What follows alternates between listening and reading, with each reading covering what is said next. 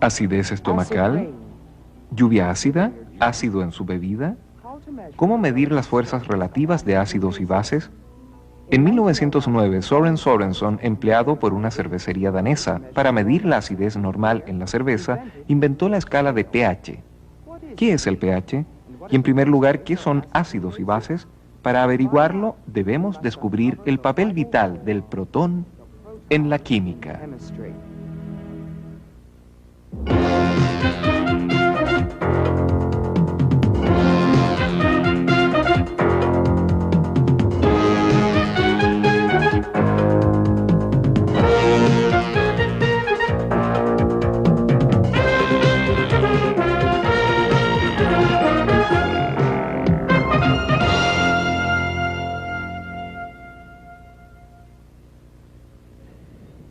Derrames de ácidos. Lluvia ácida. Por cierto, los ácidos últimamente han tenido una mala publicidad. Eso además de una intuición que tenemos de que los ácidos son destructivos, corrosivos. ¿Refleja eso la realidad de la posición de los ácidos y bases en nuestra sociedad? De ninguna manera. Existe una lista de las 10 principales sustancias químicas en el mundo. El número 1 en esa lista es una molécula creada en la cantidad de 33.000 millones de kilogramos al año solamente en los Estados Unidos. Y ese es un ácido fuerte, el ácido sulfúrico. Entre esos 10, existen al menos 5 ácidos y bases. La verdad del asunto es que los ácidos y las bases son tremendamente provechosos. Se utilizan en casi todas las cosas manufacturadas a nuestro alrededor. Por ejemplo, aquí hay un vagón cisterna de ácido sulfúrico. Aquí, en Delta Chemical, es transformado en sulfato de aluminio, el cual se utiliza en la industria del papel y en la purificación del agua. Más allá, hay un vagón cisterna de hidróxido de sodio, una base fuerte.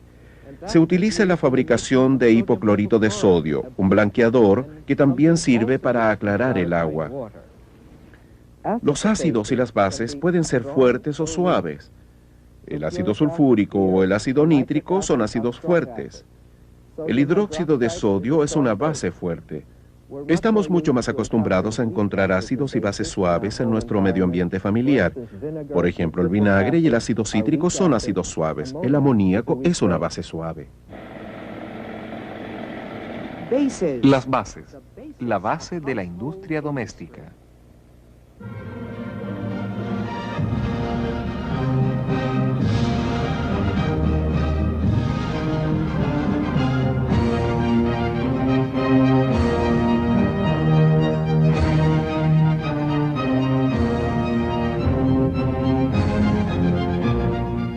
Las bases, lo opuesto a los ácidos, los neutralizan.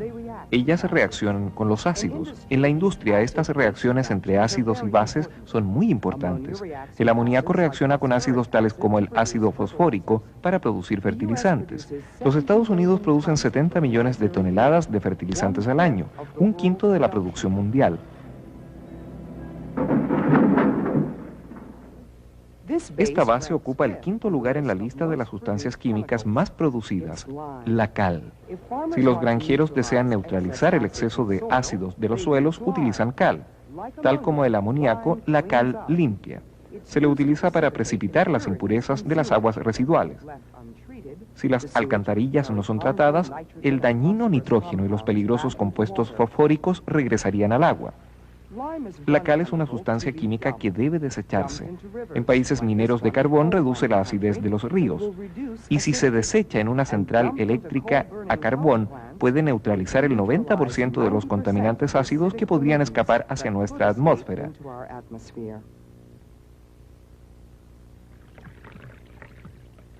Los ácidos. Los ácidos fuertes son esenciales en la industria como reactantes y catalizadores. No son sustancias químicas para un contacto diario. Los ácidos nítrico, clorhídrico y sulfúrico concentrados son tremendamente potentes y pueden disolver metales. Sin embargo, conocemos bien los ácidos suaves.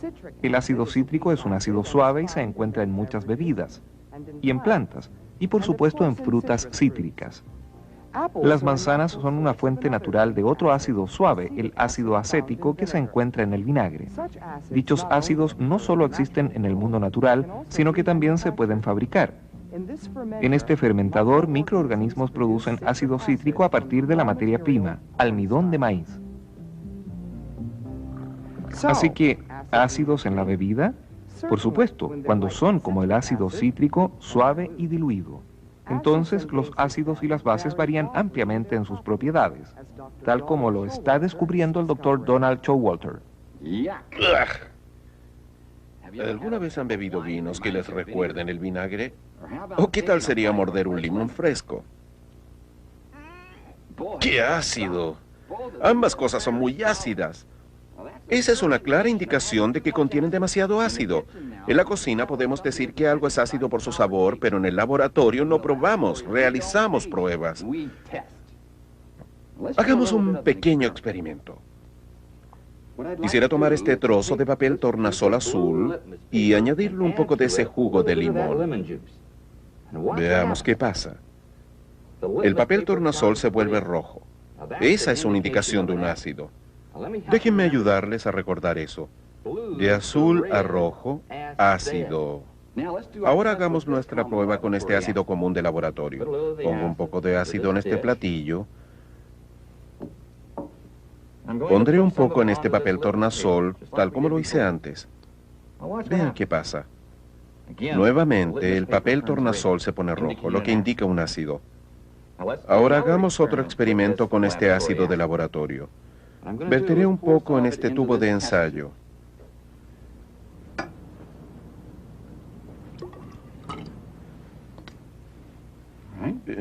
Le añadiré unas cintas de magnesio. Veamos qué pasa.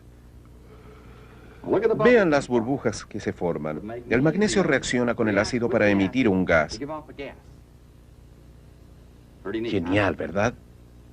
Muy bien, probemos otra sustancia con este ácido. Esto es piedra caliza. Y voy a poner un poco en este tubo de ensayo. Veamos qué pasa cuando le agregamos un poco de ácido. Observen las burbujas. El ácido reacciona con la piedra caliza y emite un gas. Ahora que hemos visto algunas reacciones ácidas, sé exactamente lo que se están preguntando. ¿Qué hacen las bases con las mismas sustancias? Probemos y veamos. Aquí tengo amoníaco, que como ustedes saben es una base. Verteré un poco en esta matraz y probaré con un trozo de papel tornasol azul. Pueden observar que se humedece, pero realmente no experimenta un cambio en el color. ¿Qué pasaría si probamos con papel tornasol rojo? Aquí hay un trozo. Miren, se puso azul. Así que el papel tornasol rojo se vuelve azul. Eso indica la presencia de una base, rojo a azul. Tomemos un poco de la misma base, un poco de este amoníaco. Pongámoslo en este tubo de ensayo y veamos si reacciona con esto. El magnesio, ¿lo recuerdan? Lo ponemos ahí y ¡abracadabra! No pasa nada. ¿Qué pasaría si vertiera un poco de este amoníaco en la piedra caliza? ¿Recuerdan la piedra caliza? ¿Qué ocurrirá allí? ¿Qué creen? Nada. Absolutamente nada. ¿Qué significa eso para nosotros? Significa que las bases no reaccionan con magnesio o con piedra caliza. Los ácidos y las bases cambian el color de colorantes tales como el tornasol. Los ácidos producen gas de hidrógeno cuando reaccionan con metales como el magnesio. Los ácidos producen dióxido de carbono gaseoso cuando reaccionan con la piedra caliza. Las bases no reaccionan con el magnesio o con la piedra caliza. Los ácidos y las bases son opuestos. Reaccionan para neutralizarse mutuamente. ¿Qué pasaría si mezclamos ácidos y bases? Probemos con esto. Solo voy a sacar estas tapas y las juntaré. Observen el humo. Definitivamente una reacción, ¿cierto? ¿Qué tal con este par?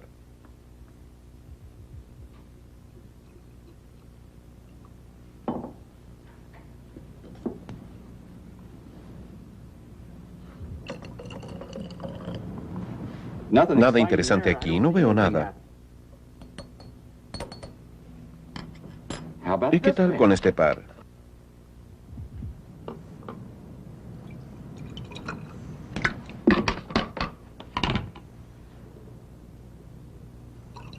¡Wow! Mire las burbujas. Por cierto, estas tres reacciones fueron diferentes. ¿Pero qué creen ustedes que estas reacciones tienen en común? El amoníaco y el cloruro de hidrógeno reaccionan para formar una nube de cloruro de amoníaco sólido. El ácido nítrico reacciona con el hidróxido de sodio para formar nitrato de sodio soluble y agua. El ácido acético reacciona con bicarbonato de sodio para formar gas de dióxido carbónico, agua y acetato de sodio soluble. ¿Qué tienen en común estas reacciones? Para averiguarlo, consideren el lenguaje de la química. Las reacciones aún parecen ser distintas, pero fíjense bien. En las tres, el hidrógeno es importante. El factor común es una transferencia de hidrógeno y puede visualizarse más claramente a nivel molecular. Concéntrense en una sola molécula de cloruro de hidrógeno y en una molécula de amoníaco. Aquí el cloruro de hidrógeno actúa como un ácido donando un protón. El amoníaco actúa como una base aceptando un protón. Se produjo la transferencia de un protón. La transferencia de protones es el proceso clave en la fabricación de fertilizantes. Se hace reaccionar amoníaco con ácido fosfórico aceptando un protón para producir fosfato de amoníaco, por ejemplo.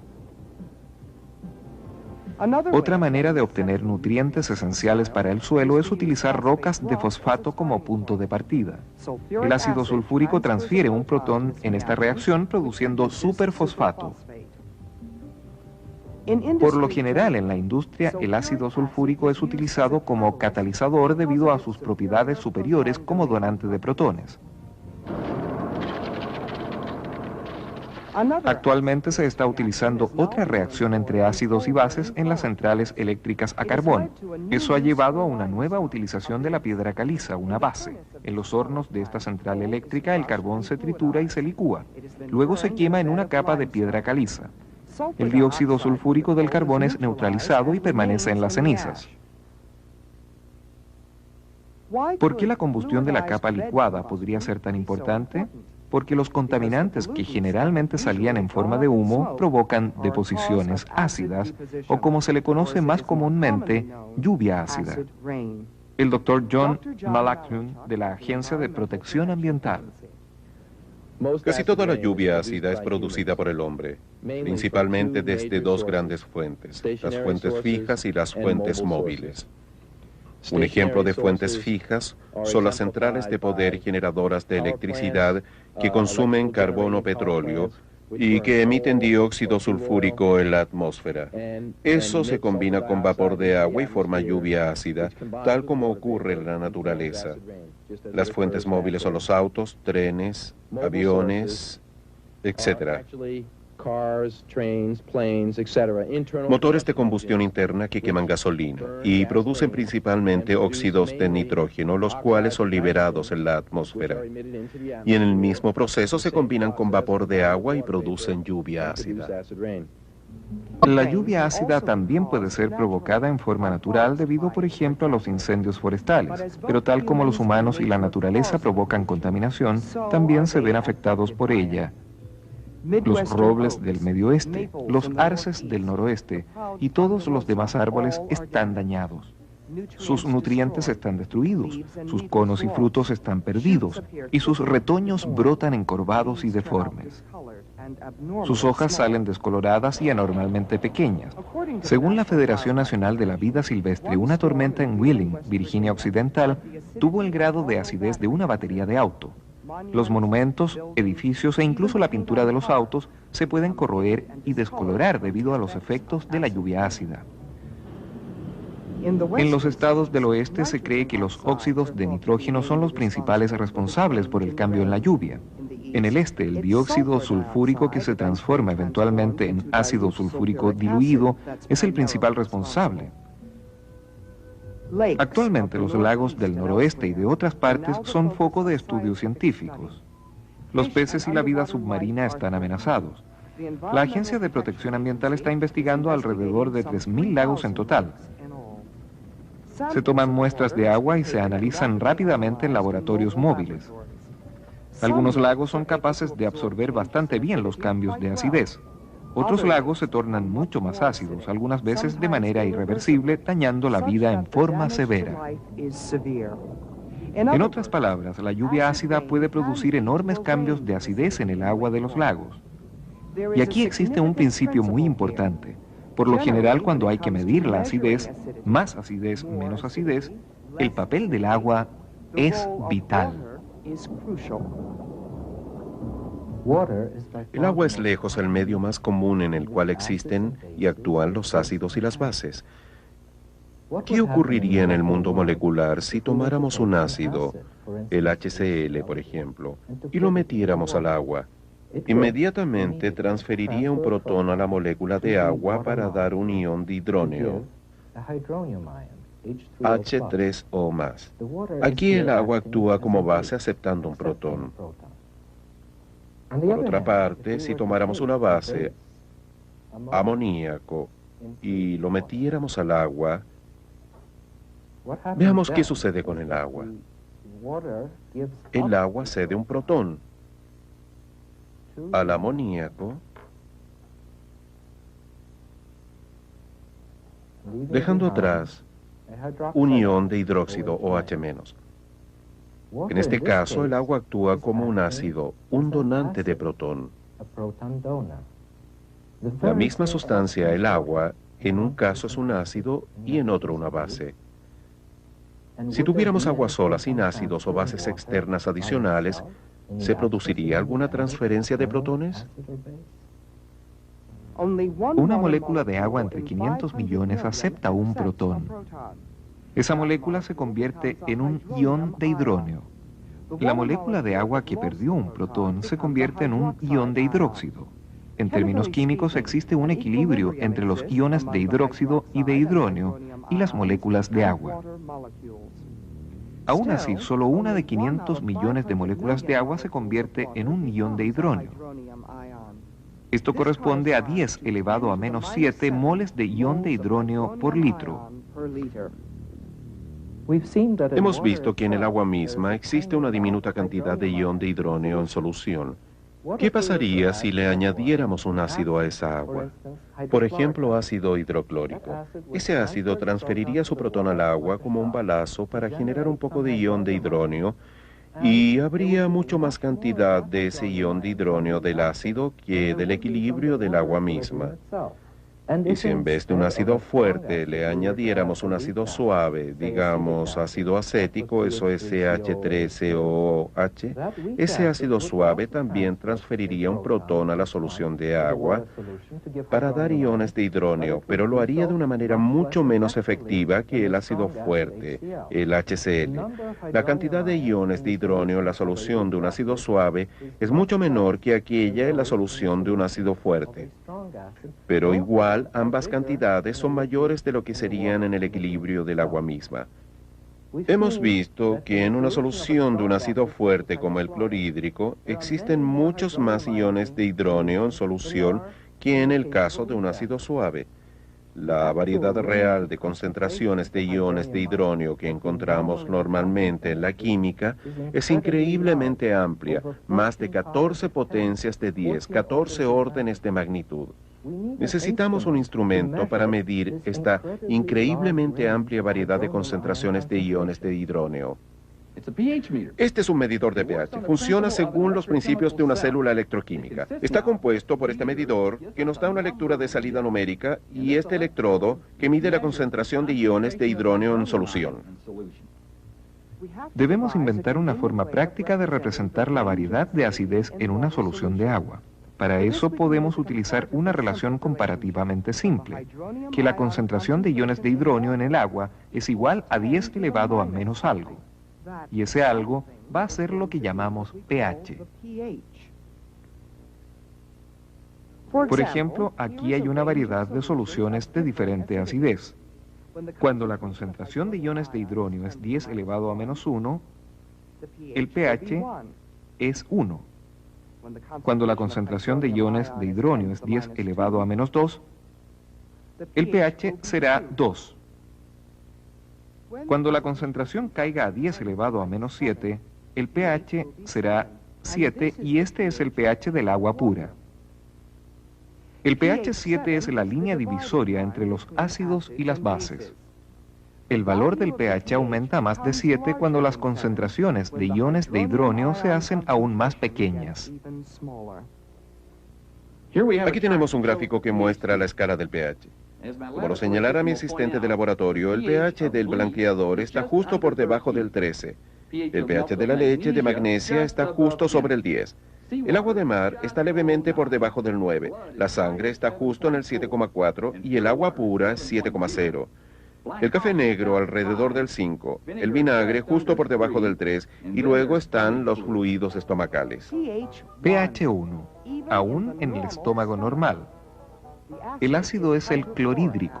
El Dr. Paul Maton es un experto en ácidos estomacales del Instituto Nacional de la Salud. El estómago produce constantemente una pequeña cantidad de ácido, pero esta cantidad de ácido puede ser estimulada por la comida. Incluso la visión y el olfato de una comida apetitosa basta para que el estómago produzca más ácido. ¿Qué ocurre realmente cuando ingerimos un alimento? Iones de hidrógeno e iones de cloruro, manteniendo un balance electroquímico, atraviesan el revestimiento estomacal desde el plasma sanguíneo circundante. En el estómago el resultado es un medio altamente ácido, necesario para activar determinadas enzimas del proceso de digestión. Si la acidez del estómago se hace excesiva, pueden suscitarse algunos problemas, los que a menudo requieren de soluciones antiácidas. Una gran cantidad de compuestos distintos pueden funcionar como antiácidos. Por ejemplo, el bicarbonato de sodio, el hidróxido de magnesio o el carbonato de calcio. Existen muchos compuestos. Básicamente bases. Una vez más, la base de otra industria doméstica. Usted necesita un poco más de Alka-Seltzer, capitán. ¿Sabe lo que siempre dicen? El alivio solo queda a un sorbo de distancia. Bueno, ¿qué acidez? ¿Cómo esperan tener alivio? Mira el tablero, entrenador. ROLAIDS. TAMS neutraliza 1/3 más de ácidos estomacales que otros antiácidos, que la otra marca líder. 1/3 más de ácidos. Todos los antiácidos neutralizan el ácido. Si se suministra en cantidad suficiente, cualquier antiácido neutraliza bien. Se oye hablar mucho de hiperacidez y de demasiado ácido. De hecho, existe muy poca o ninguna evidencia de que las personas con úlceras realmente produzcan más ácido que el resto de nosotros. Entonces, para la mayoría de los malestares ácido-estomacales, los remedios ensayados y probados que se venden sin receta obligatoria cumplen su función neutralizadora efectivamente. Resumen. En el laboratorio los ácidos se reconocen gracias a su habilidad para cambiar el color de los colorantes, convirtiendo el tornasol en rojo, por ejemplo. Reaccionan con metales tales como el magnesio para producir hidrógeno. Ácidos y bases reaccionan juntos. Hoy en día los ácidos y las bases se definen en términos de un ion de hidrógeno o transferencia de protones. Un ácido dona un protón a una base. Una base acepta un protón de un ácido. El agua es el medio más importante en el que actúan los ácidos y las bases. La diferencia entre un ácido fuerte y uno suave es la concentración de iones de hidronio en solución. En las soluciones acuosas, dicha concentración de iones de hidronio varía entre 14 potencias de 10. Una solución base fuerte tiene un pH de 14 y una solución ácida fuerte tiene un pH cercano al 0. A medida que aumentan las concentraciones de iones de hidronio, el número del pH disminuye. El agua pura tiene un pH de 7, la línea divisoria entre ácidos y bases. La transferencia de protones no es solo un negocio esencial en el mundo molecular de los químicos. Realmente es un negocio muy grande. ¿Recuerda la lista de las 10 principales sustancias químicas, de las cuales 5 eran ácidos y bases? Alguien los está fabricando en decenas de miles de millones de kilos. Y no lo está haciendo por diversión. Alguien más está comprando esas moléculas. Y a su vez las están transformando en todos los bienes de consumo que nos rodean. De hecho, es preciso meditar esa transformación. Los ácidos corrosivos fuertes son convertidos en moléculas que no son ácidas ni corrosivas, ni presentan el riesgo de regenerar el ácido a partir del cual fueron formadas. ¿Eso lo sorprende? Realmente no debería. Las moléculas son una cosa aparte, independientes de la historia de su producción. Todo lo que importa al otorgarle sus propiedades a las moléculas son sus átomos componentes y la forma en que están dispuestos en el espacio, es decir, la forma en que están conectados entre sí. Déjenme darles un ejemplo. El ácido nítrico, HNO3, es un ácido fuerte, pero sus elementos componentes, hidrógeno, nitrógeno y oxígeno, no son ácidos en absoluto. Así que, por favor, no teman que el pan que ustedes comen, por ejemplo, que fue hecho con trigo, para cuyo crecimiento se utilizó el fertilizante nitrato de amonio, el cual a su vez fue creado a partir del ácido nítrico, espontáneamente se revertirá en ácido nítrico y los quemará, ya que eso no ocurrirá.